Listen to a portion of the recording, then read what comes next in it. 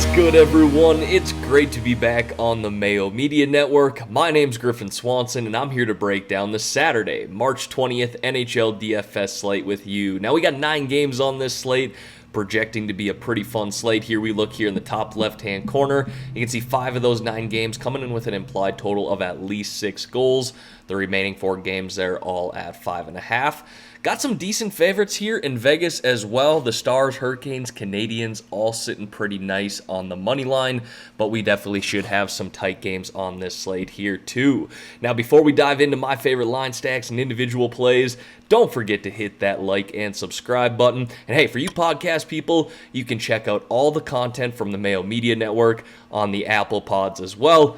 Leave a 5-star review while you're there. And of course, I got a couple of prize picks for you guys. For those of you who aren't familiar with prize picks, definitely have to check it out. While you're there, if you're new and going to be signing up, use code MMN for up to a $100 match deposit. Now, the 2 prize picks that I got, swing on over to the Mayo Media Network Twitter handle. You can check out who I got as my Saturday picks. But all right, let's dive into this spreadsheet here. So, kicking it off with my favorite line stacks here. The first line that I got my eye on is that first line out of Carolina. We got Aho centering Niederreiter and Necas. Now, I've mentioned several times in the past that Carolina does a really good job of spreading out the talent throughout their top 3 lines. However, this first line here has played really well as of late. They've combined for 14 goals, 15 assists, 29 points over their past 10 games. You're going to see Aho and Necas play on that first power play, whereas Nino plays on the second power play. Really, that's the only downfall with going to this line stack here.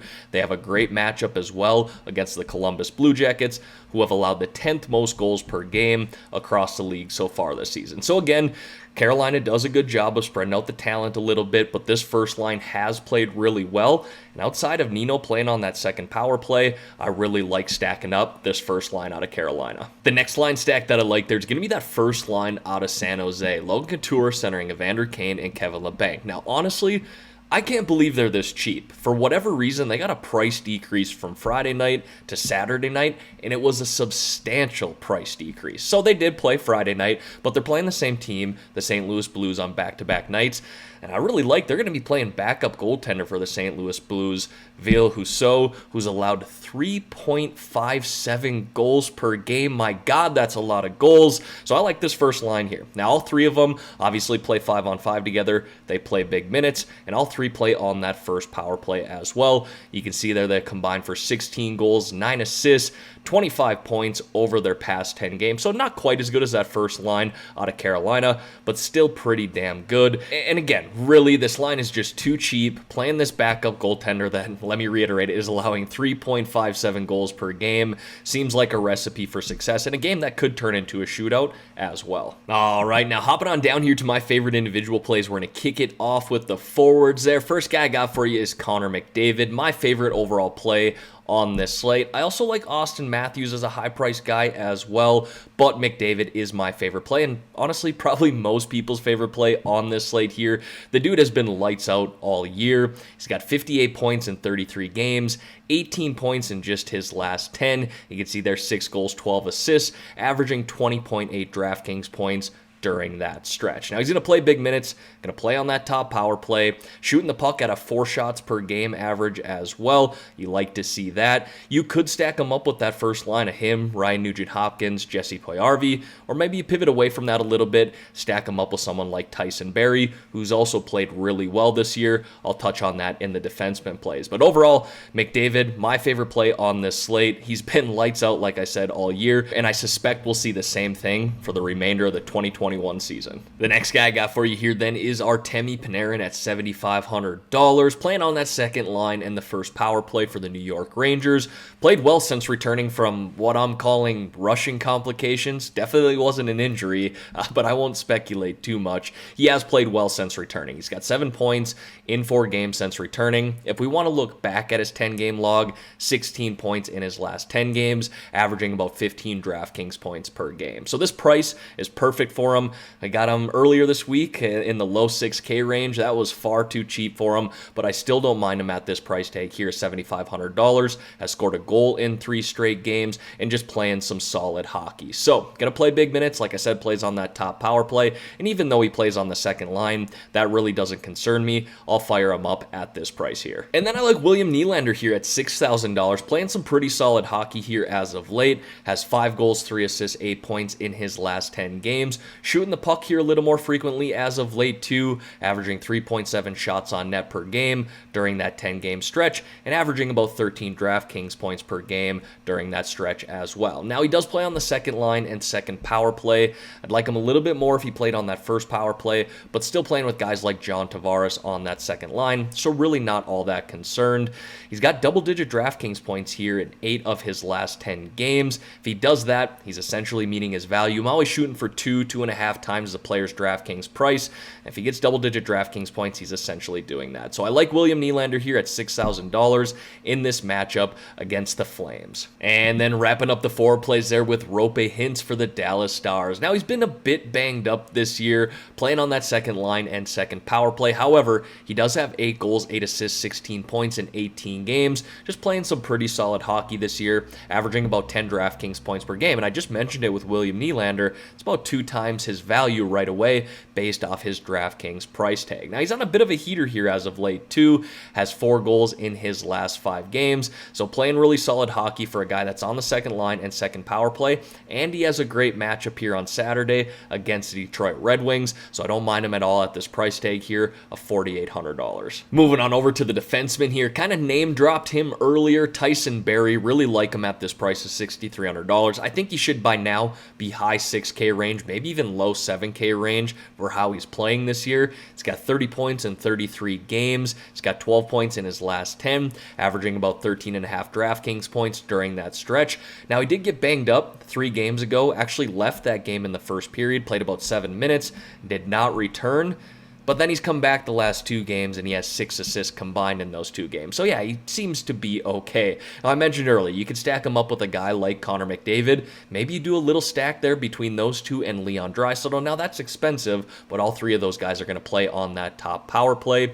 Barrie here, overall, like him at $6,300. Whoever you stack him up with, or if you play him as an individual play, he's got double-digit DraftKings points in 6 of his last 10 games. And again, just playing solid hockey overall this year. Anytime you're playing with McDavid and Draisaitl, the opportunity is going to be there to get on the score sheet. So sign me up for Barrie at $6,300. The next defender I got for you here then is Jeff Petrie. And honestly, I'm kind of sick of talking about this guy. I feel like every time the Montreal Canadiens play, I'm talking about him in my spreadsheet, but rightfully so. He's playing awesome hockey this year. He's got 27 points in 30 games. He's got 5 goals, 4 assists, 9 points in his last 10. He's got 11 goals already this year in 30 games. I mean, who does that as a defenseman? I mean, if you're scoring double-digit goals in an 82-game season as a defenseman, that's going to stick out to me, let alone 11 goals in 30 games. He plays big minutes, plays on that top power play, just had 2 assists on Friday night, has no problem getting on the score sheet. He has everything you're looking for in a top defender, and he's only $5,700 here, so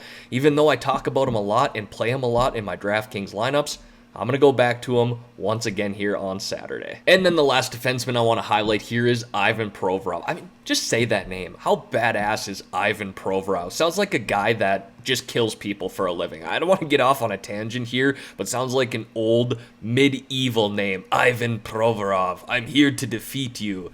In any case, he's playing good hockey right now. $4,300.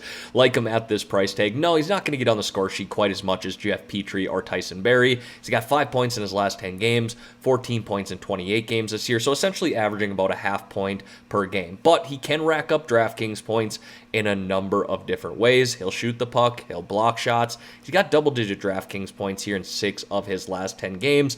Pretty damn good for a guy that's only priced at $4,300. He's going to play 23, 24, 25 plus minutes, plays on that top power play, and plays on the penalty kill as well. Very well-rounded defenseman here, so I like him at this price of $4,300. And then the goaltender I got for you there is James Reimer. There's actually quite a few goaltenders to like on this slate, but James Reimer stuck out to me.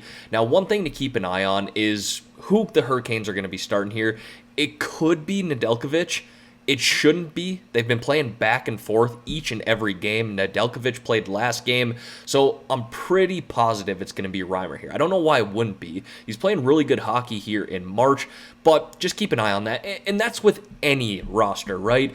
Hockey especially, on a COVID season, make sure you're checking final lineups about 30 minutes to an hour before puck drop. See what the lines are, see what the stacks are, go to leftwinglock.com, see what the game plan is there.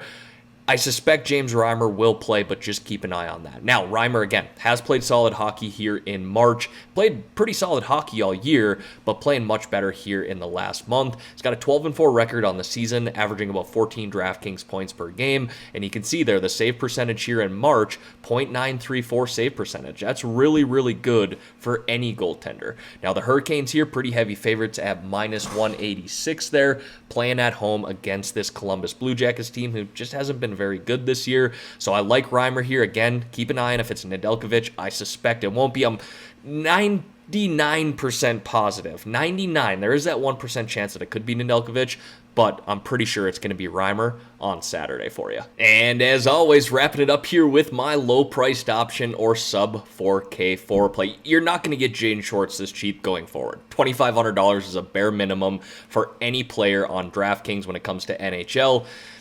You just won't get him this cheap anymore. He's playing on the first line, playing on that second power play, plays with Braden Shen, Tarasenko, two talented forwards. Yes, he's coming off an injury. That's why you're getting him this cheap. But he shouldn't be this cheap. He's got 9 points in 14 games this year. Not a point per game, but damn near. And again, he's just playing big minutes, plays on that first line. He's getting some power play time too as well. So that's why I'm playing it here. It is a good matchup against the San Jose Sharks, though, who are allowing the second most goals per game across the league so far. But really, just because he's priced at $2,500, that's what stuck out to me.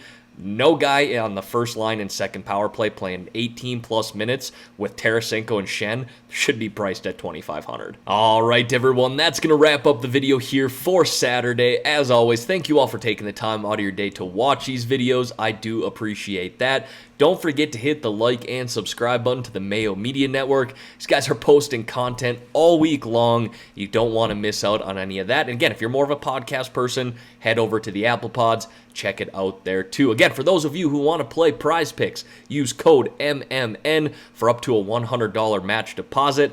Let's have a great weekend, everyone. Let's win some money on Saturday. I'm out of here.